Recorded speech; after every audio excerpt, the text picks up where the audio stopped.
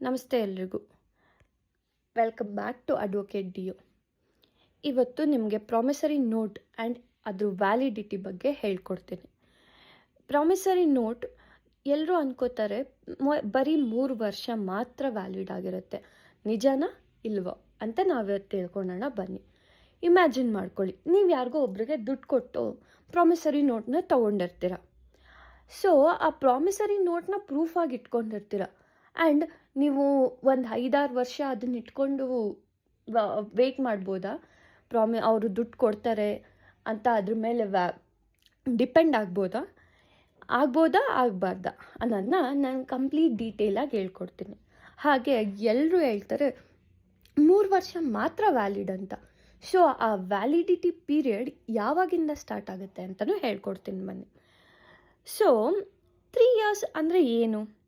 First ನಿಮ್ಗೆಲ್ರಿಗೂ ಒಂದು misconception ಇರುತ್ತೆ. ಏನಂದರೆ ಪ್ರಾಮಿಸರಿ ನೋಟು ಒಂದು ಕೂಪನ್ ಥರ ಎಕ್ಸ್ಪೈರ್ ಆಗುತ್ತೆ, ಅದು 3 ಇಯರ್ಸ್ ಮಾತ್ರ ಇರುತ್ತೆ ಅಂತ ತುಂಬ ಜನ ಹೇಳ್ತಾರೆ. ಆದರೆ ಎಕ್ಸ್ಪೈರ್ ಆಗೋದು ಪ್ರಾಮಿಸರಿ ನೋಟಲ್ಲ. ನೀವು ಅದನ್ನು ಇಟ್ಕೊಂಡು ಕೋರ್ಟ್ಗೆ ಹೋಗೋ ಆಪರ್ಚುನಿಟಿ ಇರುತ್ತಲ್ಲ, ಅದು ಎಕ್ಸ್ಪೈರ್ ಆಗೋದು. ಸೊ ಇದನ್ನೇನಂತಾರೆ ಅಂದರೆ enforceable an legal right to sue. So ಇದು ನಿಮಗೆ ಆಗಲ್ಲ 3 ಇಯರ್ಸ್ ಕಂಪ್ಲೀಟ್ ಆದಮೇಲೆ. ಸೊ ಅಂಡರ್ ಲಿಮಿಟೇಷನ್ ಆ್ಯಕ್ಟ್ 1963 ಏನು ಹೇಳುತ್ತೆ ಅಂದರೆ a suit to recovery money a promissory note must file within 3 years. ಅಂದರೆ ನೀವು ಒಂದು ಸೂಟ್ ಹಾಕಬೇಕು ಪ್ರಾಮಿಸರಿ ನೋಟಿಂದ ನಿಮ್ಮ ದುಡ್ಡನ್ನ ವಾಪಸ್ ತೊಗೊಳಕ್ಕೆ ಅಂದರೆ ನಿಮಗೆ ಲಿಮಿಟೇಷನ್ ಪೀರಿಯಡ್ ಇರೋ 3 ಇಯರ್ಸ್ ಮಾತ್ರ. ಸೊ ನೀವು ಯಾರಿಗಾದ್ರೂ ಸಾಲ ಕೊಟ್ಟಿದ್ರೆ 3 ಇಯರ್ಸ್ ಮುಂಚೆ ಅದನ್ನು ಕೋರ್ಟ್ಗೆ ಸಬ್ಮಿಟ್ ಮಾಡಿ ಅಥವಾ ಲಾಯರ್ ಹತ್ರ ಮಾತಾಡಿ. ನೆಕ್ಸ್ಟ್ ಬಂದು 3 ಇಯರ್ಸ್ ಯಾವಾಗ ಸ್ಟಾರ್ಟ್ ಆಗುತ್ತೆ? ಎಲ್ಲರೂ ಅನ್ಕೋತೀರ ಪ್ರಾಮಿಸರಿ ನೋಟ್ ಯಾವಾಗ ನೀವು ದುಡ್ಡು ಕೊಟ್ಟು ಸಾಲನ ಬರ್ಸ್ಕೊಂಡು ಸೈನ್ ಮಾಡಿಸ್ಕೋತೀರ ಆವತ್ತಿಂದ ಸ್ಟಾರ್ಟ್ ಆಗುತ್ತೆ ಅಂತ. ಆ್ಯಕ್ಚುಲಿ ಅದು ಹಾಗೆ ಸ್ಟಾರ್ಟ್ ಆಗಲ್ಲ. 3 ವಿಧಾನ ಇದೆ ಇದು ಸ್ಟಾರ್ಟ್ ಆಗೋಕ್ಕೆ. ಒಂದು, ಪೇಯಬಲ್ ಆನ್ ಡಿಮ್ಯಾಂಡ್. ನೀವು ಯಾವಾಗಾದ್ರೂ ಮಧ್ಯದಲ್ಲಿ ಈ ಥರ ನನಗೆ ಡಿಮ್ಯಾಂಡ್ ಇದೆ ಪೇ ಮಾಡಿ ಅಂತ ಅವ್ರನ್ನ ಕೇಳಿದ್ರೆ ಆ ಟೈಮಿಂದ ನಿಮ್ಮ ಕ್ಲಾಕ್ ಸ್ಟಾರ್ಟ್ ಆಗುತ್ತೆ, 3 ಇಯರ್ ಕ್ಲಾಕ್. ಬಟ್ ಇಫ್ ನೀವು ಕೇಳಿಲ್ಲ ಅಂದರೆ ನಿಮ್ಮ ನೋಟಲ್ಲಿ ಯಾವಾಗ ಎಕ್ಸ್ಪೈರಿ ಅಥವಾ ಯಾವತ್ತು ನೀವು ಅಮೌಂಟ್ ಕೊಡಬೇಕು ಅಂತ ಕೇಳಿರ್ತೀರೋ ಆವತ್ತಿಂದ 3 ಇಯರ್ ಪೀರಿಯಡ್ ಸ್ಟಾರ್ಟ್ ಆಗುತ್ತೆ. Next fixed date, payable on fixed date. ಆಗಲೇ ಹೇಳ್ದಂಗೆ ನೀವು ನೋಟಲ್ಲಿ ಈ ದಿನ ನೀವು ಕಂಪ್ಲೀಟ್ ಅಮೌಂಟ್ ಅಥವಾ ಇನ್ಸ್ಟಾಲ್ಮೆಂಟ್ ಅಮೌಂಟ್ ಕೊಡಬೇಕು ಅಂತ ಬರೆದಿರ್ತೀರ, ಆ ದಿನದಿಂದ ನಿಮಗೆ ಕ್ಲಾಕ್ ಸ್ಟಾರ್ಟ್ ಆಗುತ್ತೆ. Next instalment note. ಆಗಲೇ ಹೇಳ್ದಾಗೆ ಕೆಲವೊಂದು ಕಡೆ ಇನ್ಸ್ಟಾಲ್ಮೆಂಟ್ ರೂಪವಾಗಿ ತೊಗೊಳ್ಳೋಣ ಅಂತ ಅಂದ್ಕೊಂಡಿರ್ತಾರೆ. ಪೇಯರ್ ಇಬ್ಬರು ಆ ಥರ ಕಾಂಟ್ರಾಕ್ಟ್ ಮಾಡ್ಕೊಂಡಿರ್ತಾರೆ. ಸೊ ಪ್ರತಿಯೊಂದು ಇನ್ಸ್ಟಾಲ್ಮೆಂಟ್ ಸ್ಟಾರ್ಟ್ ಆದಾಗೂ ಆ ಇನ್ಸ್ಟಾಲ್ಮೆಂಟ್ ಅಮೌಂಟಿಗೆ 3 ಇಯರ್ ಕ್ಲಾಕ್ ಸ್ಟಾರ್ಟ್ ಆಗುತ್ತೆ. ಸೊ ಇದು ಪ್ರಾಪರ್ ವಿಂಡೋನ ನೀವು ಸಾಲ ಕೊಟ್ಟಿದ್ರೆ ನೀವು ತಿಳ್ಕೊಬೇಕು, ಓಕೆ 3 ಇಯರ್ಸ್ ಈ ಟೈಮ್ಗೆ ಮುಗಿಯುತ್ತೆ, ಅದಕ್ಕೆ ಮುಂಚೆ ನಾನು ಪೇಮೆಂಟನ್ನ ಕೇಳಬೇಕು, ಇಲ್ವಾ ಅವ್ರು ಕೊಡ್ತಿಲ್ವಾ ನಾನು ಕೋರ್ಟಿಗೆ ಹೋಗಬೇಕು. ಇದು ನಿಮ್ಮ ಮೈಂಡಲ್ಲಿ ಇಟ್ಕೊಳ್ಳಿ. Next 3 year period extend. ನೀವು ಈ 3 ಇಯರ್ ಪೀರಿಯಡ್ನ ಎಕ್ಸ್ಟೆಂಡ್ ಮಾಡ್ಕೋಬೋದಾ? ಖಚಿತವಾಗಿ ಮಾಡ್ಕೊಬೋದು. ಯಾವಾಗ, ಹೇಗೆ ಅನ್ನೋದನ್ನ ತಿಳಿಸ್ಕೊಡ್ತೀನಿ ಬನ್ನಿ. Part payment.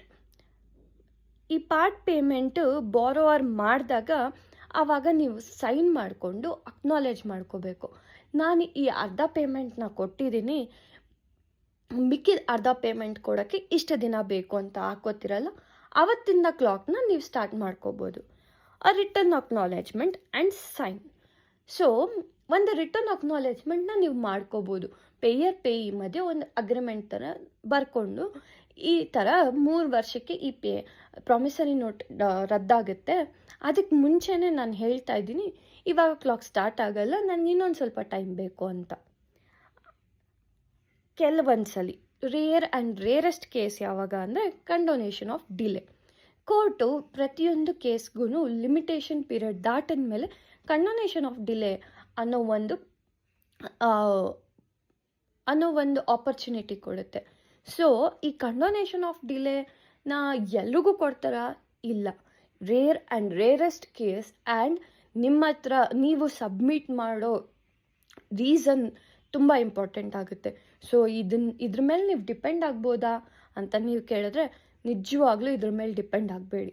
ಯಾಕಂದರೆ ಕೋರ್ಟ್ ತುಂಬ ನ್ಯಾರೋ ಆಗಿರುತ್ತೆ ಈ ಥರ ಕಂಡೋನೇಷನ್ ಆಫ್ ಡಿಲೇನ ಅಗ್ರಿ ಮಾಡೋಕ್ಕೆ. ನೆಕ್ಸ್ಟ್, ಸೊ ನೀವು ಲೆಂಡರ್ ಆಗಿದ್ದೀರಾ ಅಥವಾ ಸಾಲ ಕೊಡ್ತಾ ಇದ್ದೀರಾ ಅಥವಾ ಸಾಲ ತೊಗೊಂಡಿದ್ದೀರಾ, ನಿಮ್ಮಿಬ್ಬರಿಗೆ ಇದು ಯಾವ ಥರ ಉಪಯೋಗ ಆಗುತ್ತೆ ಅಂದರೆ, ಸಾಲ ಕೊಡ್ತಿರೋರಿಗೆ ಫಸ್ಟು ಪ್ರಾಮಿಸರಿ ನೋಟು ತೊಗೊಂಡಿದ್ದೀರಾ ಅಂದರೆ ಈ 3 ಇಯರ್ಸ್ ನೋಟ್ನ ನೀವು ಒಂದು ಕಡೆ ನೋಟ್ ಮಾಡ್ಕೊಂಡು ಇಟ್ಕೊಳ್ಳಿ. ಸೊ ಅದಾಗೋಕ್ಕೆ ಮುಂಚೆ ಒಂದ್ಸಲಿ ನೀವು ಯಾರಿಗೆ ಸಾಲ ಕೊಟ್ಟಿದ್ದೀರೋ ಅವ್ರ ಹತ್ರ ವಾಪಸ್ ಕೇಳಿ, ಇಲ್ಲ ಅಂದರೆ ಲಾಯರ್ ಹತ್ರ ಹೋಗಿ ಕೇಸ್ ಹಾಕಿ. ಆ್ಯಂಡ್ ಸಾಲ ತೊಗೊಳ್ತಾ ಇರೋರಿಗೆ ಇದನ್ನೇ ನೀವು ಇಲ್ಲ 3 ಇಯರ್ಸ್ ಆದಮೇಲೆ ಅವರು ಕೋರ್ಟಿಗೆ ಹೋಗೋಕ್ಕಾಗಲ್ಲ ಈ ಥರ ಎಲ್ಲ ಅಂದ್ಕೋಬೇಡಿ. ಸುಮಾರು ಕಾರಣಗಳಿರುತ್ತೆ. ಆ್ಯಂಡ್ ನಾ ಹೇಳ್ದಂಗೆ 3 ಇಯರ್ಸ್ ಆಗಿದ ತಕ್ಷಣ ಎಕ್ಸ್ಪೈರಿ ಆಗೋದಕ್ಕೆ ಅದು ಕೂಪನ್ ಅಲ್ಲ. ಜಸ್ಟ್ ಅವರು ಕೋರ್ಟ್ಗೆ ಹೋಗಿ ನಿಮ್ಮ ಮೇಲೆ ಕೇಸ್ ಫೈಲ್ ಮಾಡೋಕ್ಕೆ ಆಗಲ್ಲ. ಬಟ್ ಅವರಿಗೂ ಕೆಲವೊಂದು ಸಿಚುವೇಶನ್ಸ್ ಆರ್ ಎಕ್ಸೆಪ್ಷನ್ಸ್ ಸಿಗುತ್ತೆ.